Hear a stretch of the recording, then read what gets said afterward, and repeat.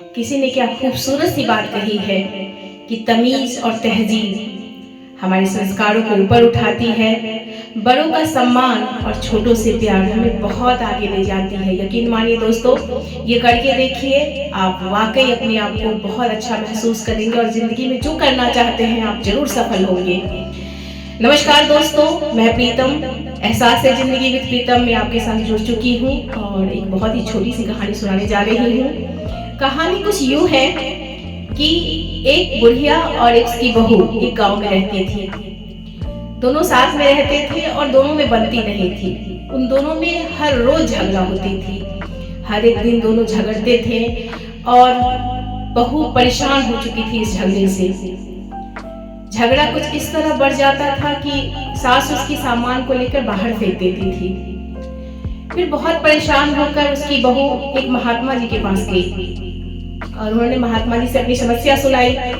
महात्मा जी ने कहा कि बहुत छोटी सी समस्या है, मैं जो तुम्हें कहता हूँ वो करो, सब ठीक हो जाएगा। उन्होंने बोला ठीक है। उन्होंने एक शीशी में एक दवाई बना के दी और उन्होंने कहा कि जब तुम्हारी सास तुमसे झगड़ा करे, जब कुछ बोले तो तुम इसे अपने मुंह में रख लेना। उन्होंने कहा ठीक है। वो घर गई।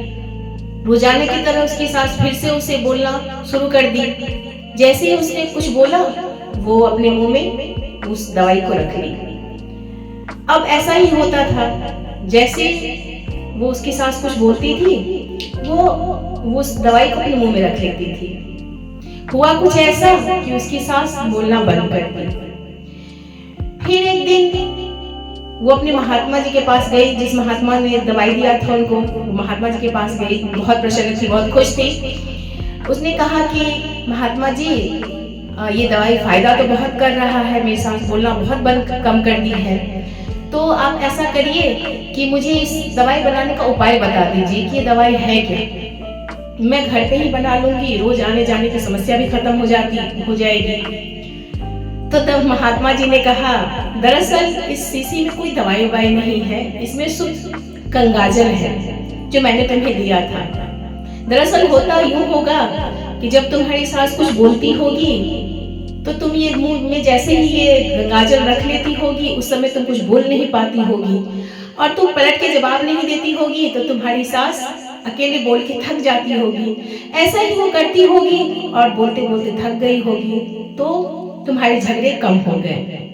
दरअसल हम अपनी जिंदगी में गलतियां करते हैं। सामने वाले अगर हमें कुछ बोलते हैं तो हमें उन्हें सुनाए बिना रहते नहीं हैं।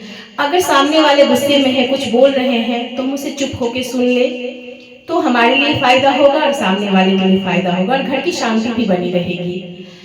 तो इसका मतलब ये निकला कि एक चुप 100 सुख। इस कहानी का ये रहस्य है कि एक चुप 100 सुख।